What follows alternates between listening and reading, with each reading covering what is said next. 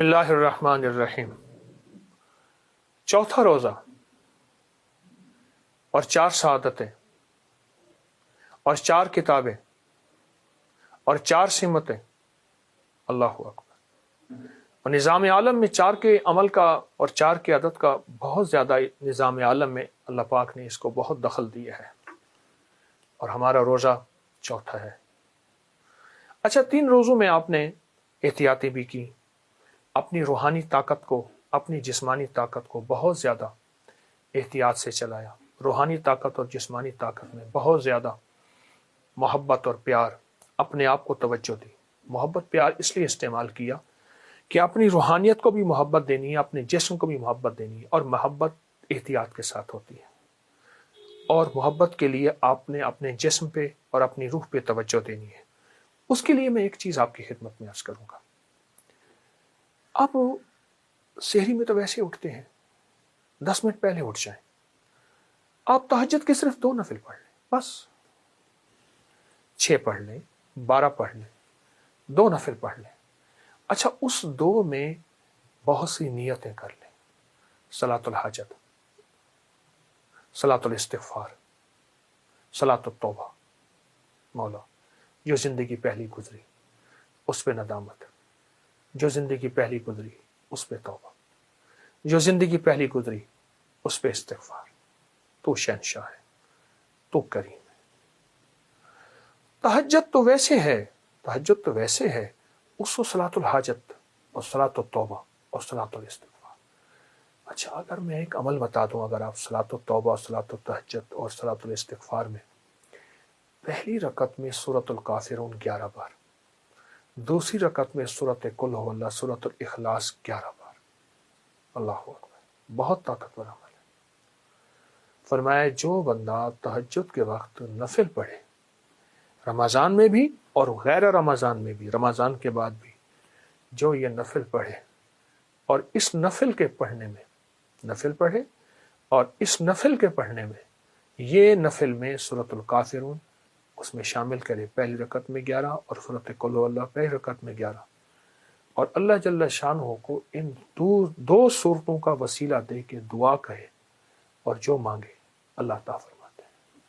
حتیٰ کہ یہاں تک کہہ کے فرمایا کہ یہ نیت کرے کہ یا اللہ، دائیں ہاتھ میں سورۃ الکافرون اور بائیں ہاتھ میں سورۃ اخلاص کے نقش لکھے ہوئے ہیں اور لکھی ہوئی سورت، اور میں تجھے ان 2 سورتوں کا واسطہ دیتا ہوں کہ مولا، میرے اندر پاکی نہیں، میرے اندر معصومیت نہیں، میرے اندر خطائیں ہی خطائیں ہیں، تو پاک ہے، تیرا کلام پاک ہے، تو مطہر طاہر ہے، اور میرا مولا تیرا کلام طاہر مطہر ہے اور پاک ہے۔ اے اللہ، اس کلام کے صدقے میں مجھے یہ مراد عطا فرما، میری یہ مشکل حل فرما، میری یہ پریشانی دور فرما۔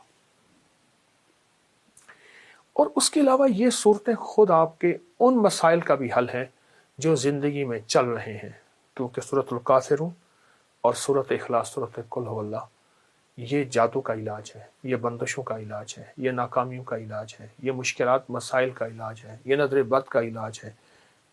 یہ انسان کو ٹھوکریں نہیں کھانے دیتی، سورۃ الکافرون ٹھوکریں نہیں کھانے دیتی۔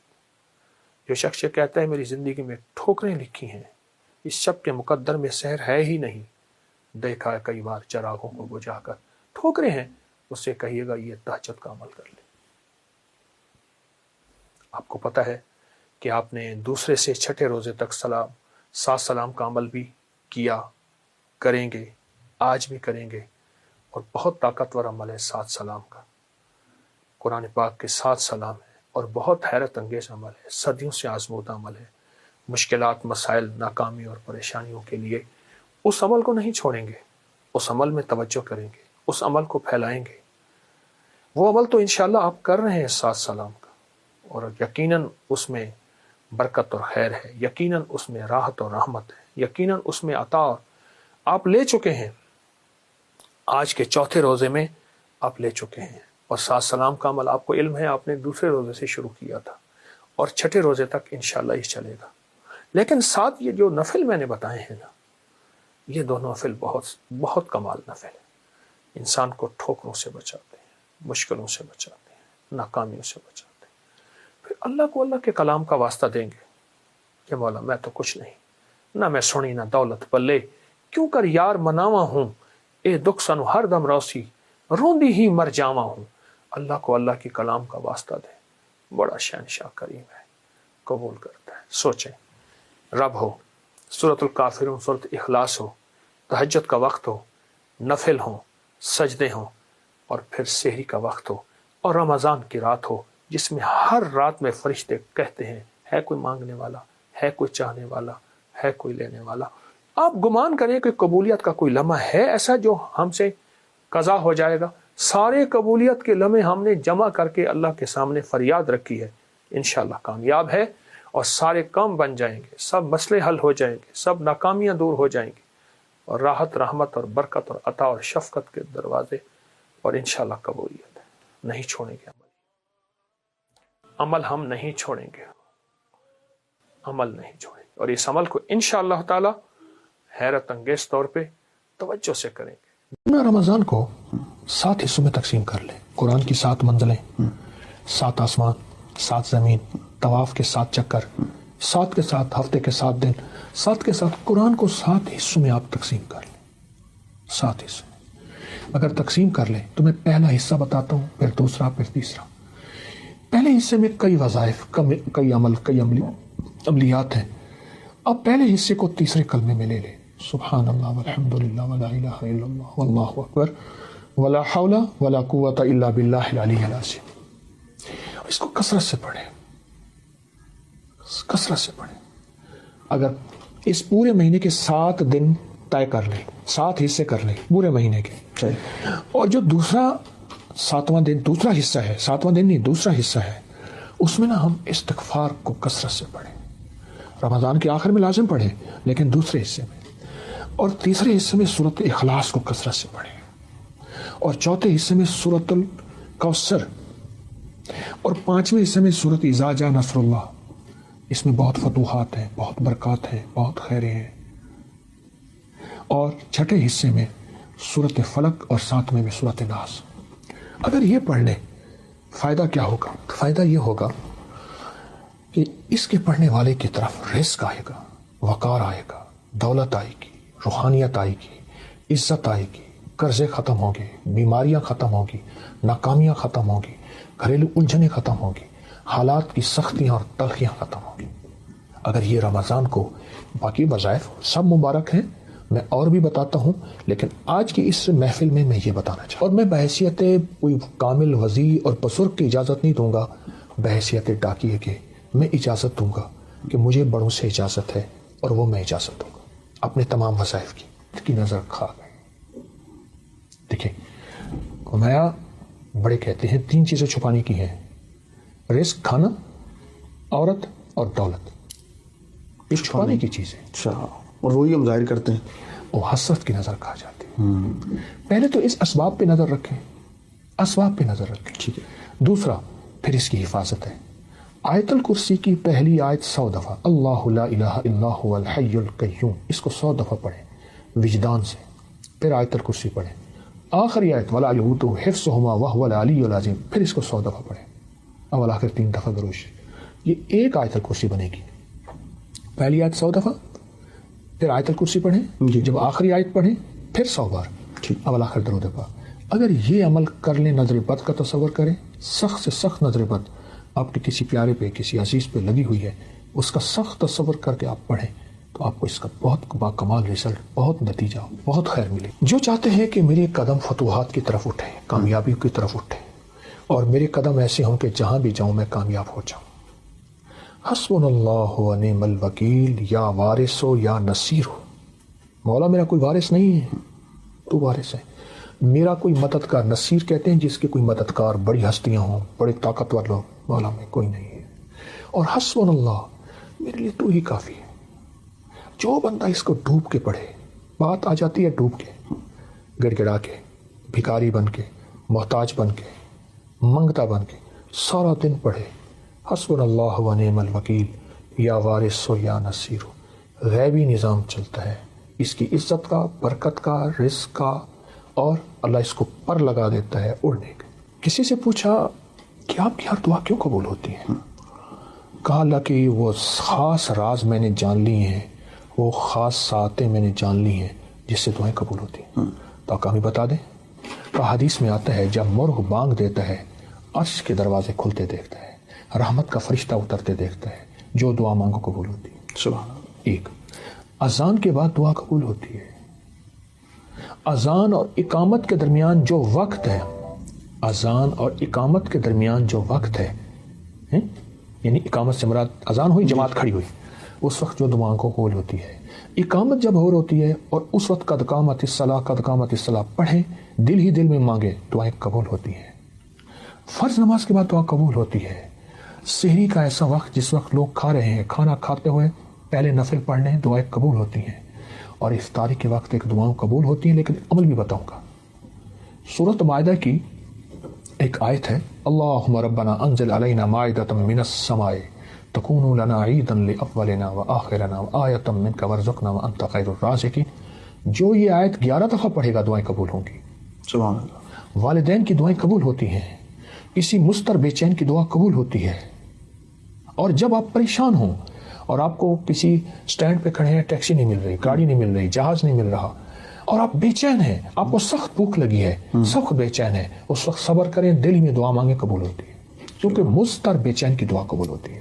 اور آپ اگر سمجھتے ہیں کہ ہماری دعائیں قبول نہیں ہو رہی, سوچیں دینے والے کی کمی نہیں, میرے لینے میں کمی ہے.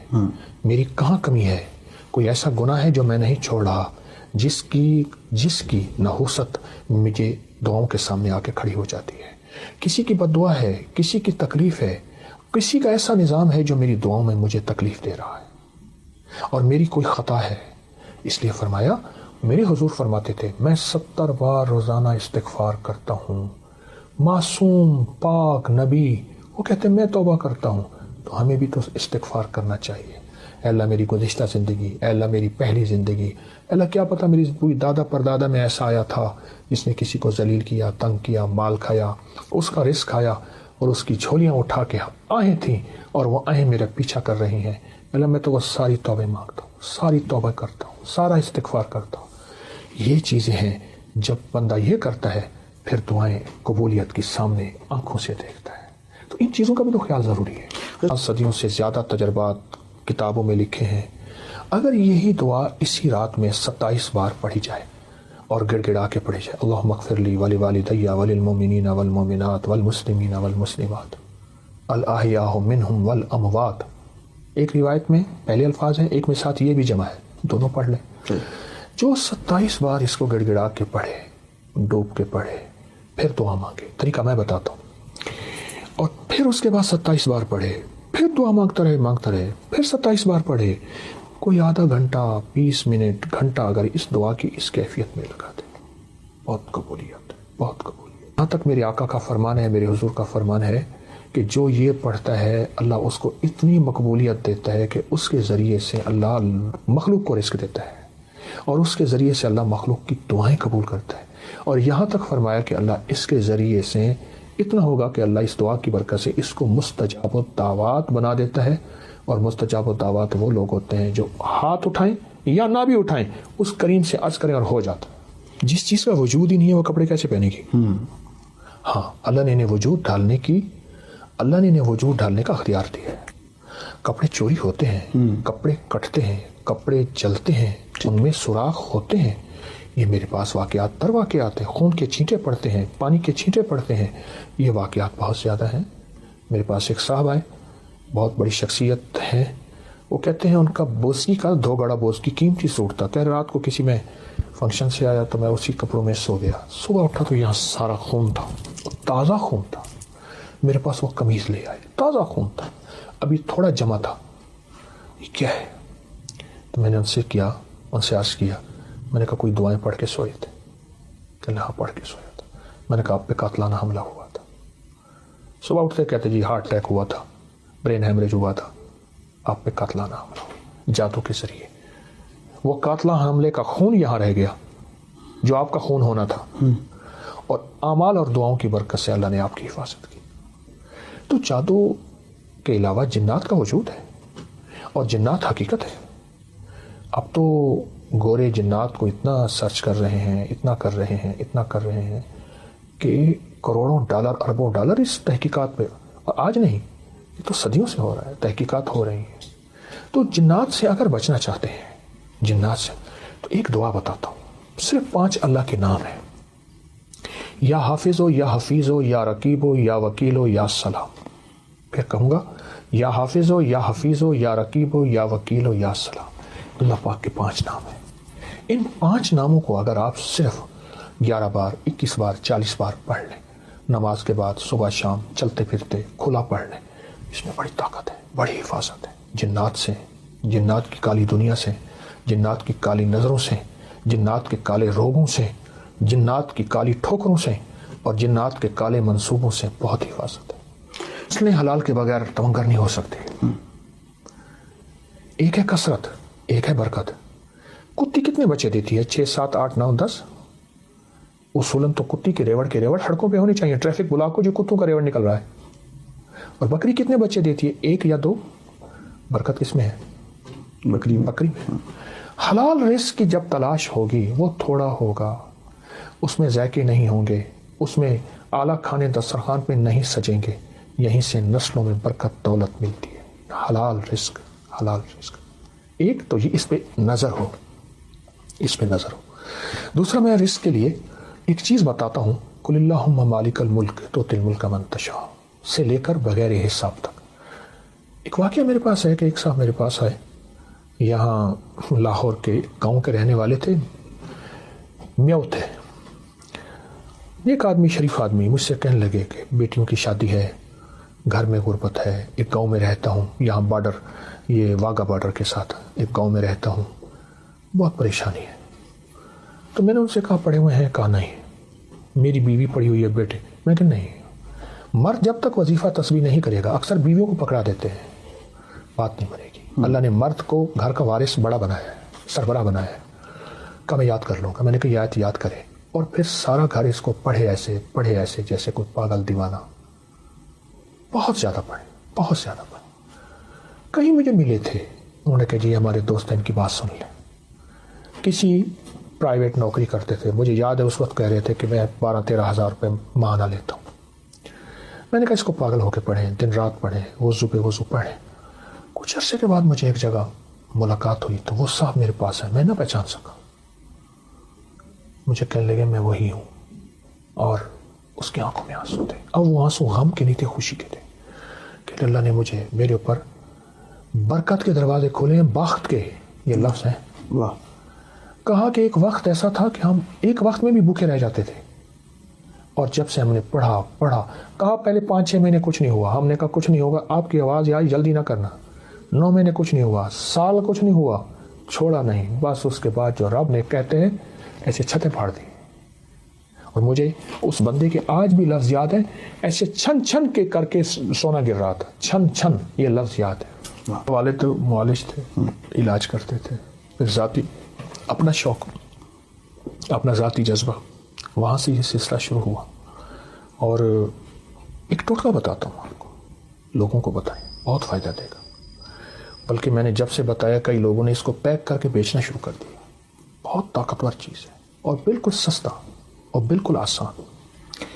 ریمن چینی 50 گرام، سونڈ 50 گرام، میٹھا سوڈا 50 گرام، بس.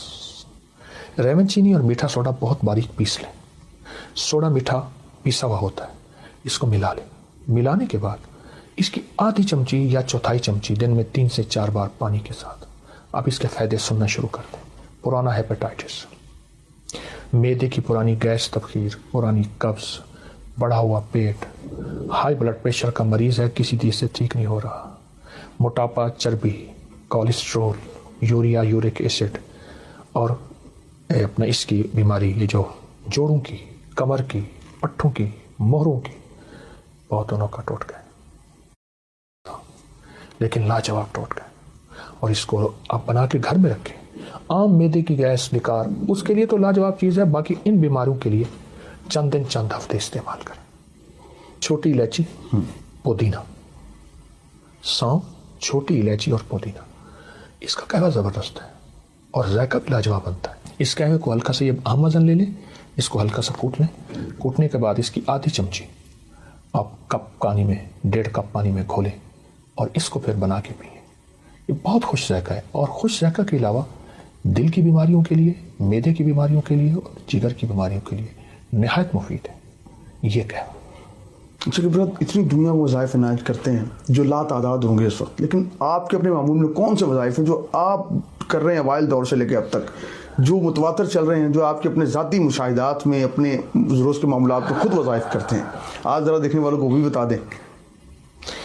ایک بس میں بیٹھا تھا, بڑی پرانی بات ہے, اور رات کے وقت تھا, 12 ساڑھے 12 کا وقت تھا, وہ آخری ٹائم جاتا تھا. میں ایک چھوٹے سے شہر میں اپنے شہر میں آنا چاہتا تھا, ٹھیک, اور اس وقت سواری تھی ہی وہی, نہ کوئی گاڑی نہ کوئی کار, کچھ بھی نہیں تھی. تو اس میں ایک سیٹ خالی پڑی تھی, میں وہاں بیٹھا تو میں استغفار میں نے پڑھنی شروع کر دی. استغفر اللہ العظیم, استغفر اللہ العظیم, اور بیچ میں استغفار حدیث میں آتے ہیں, سب مبارک ہیں. میں نے تھوڑا سا ایسے محسوس کیا کچھ ہوا ہے. میں نے دیکھا تو میں باہر کھڑا تھا اور میرے بدن پہ خون لگا ہوا تھا اور بس الٹی پڑی تھی اور چیخو پکار تھی. کس نے مجھے باہر نکالا مجھے پتہ نہیں, ٹھیک, مجھے کس نے باہر نکالا مجھے کوئی خبر نہیں. مجھے کس نے باہر نکالا آج تک پتہ نہیں. اور میں سفید کپڑے پہنے ہوئے تھے اور میں نے خون سارا لگا ہوا تھا. وہ خون نہیں تھا, وہ کیچپ تھا. کس کی بوتل پھٹی, کہاں سے ٹوٹی, کیسے لگی؟ استغفار. کیوں؟ سارا ناز اللہ کے پاس ہے اور سارا نیاز, ساری کمتری مجھ سے بڑا کوئی مجرم نہیں, مجھ سے بڑا کوئی ظالم نہیں. بس معاف کر دے, بس معاف کر دے. اللہ کہتا ہے زاری کر رہا ہے اور 2-4 سوٹے نہ مارو اور اس کو آزمائشیں نہ ڈالو اور اس کو مصیبتیں نہ دو. مان گیا ہے. جو چور جاتے ہی مان جاتا ہے نا, اس کی سزا یا معاف ہو جاتی ہے یا کم ہو جاتی ہے.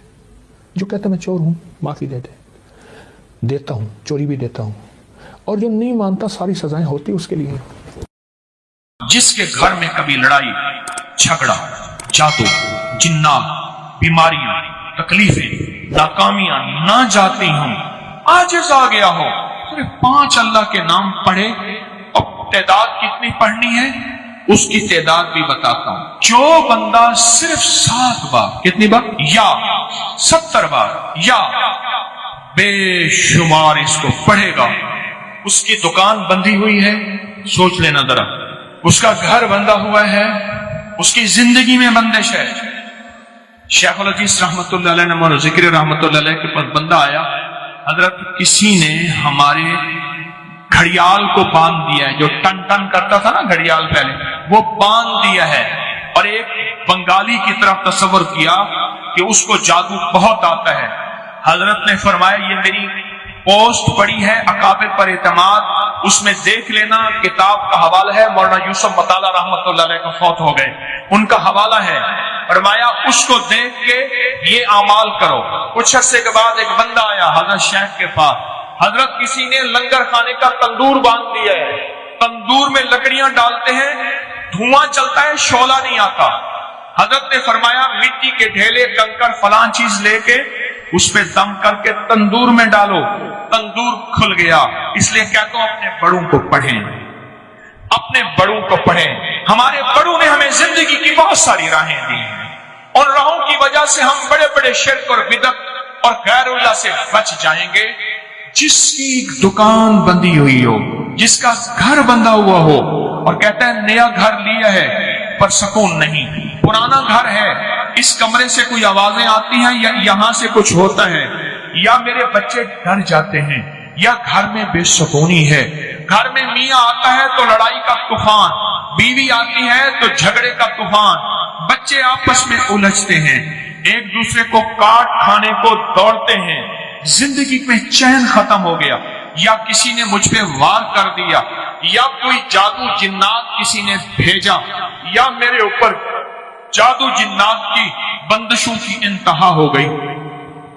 اسے کہہ دیں چپ کر کے نا اللہ کے ان 5 ناموں کو زندگی کا حصہ بنا, ان 5 ناموں کو. اب وہ 5 نام میرے ساتھ جذبے سے پڑھیں گے. میں چاہتا ہوں, کیوں پڑھا رہا ہوں, پتہ ہے کیوں پڑھا رہا ہوں؟ آپ تو کہتے تھے آپ خود پڑھ لیتے, پڑھے لکھے حضرات بیٹھے ماشاءاللہ سارے حضرات, اگر کوئی پڑھے لکھا نہیں ہے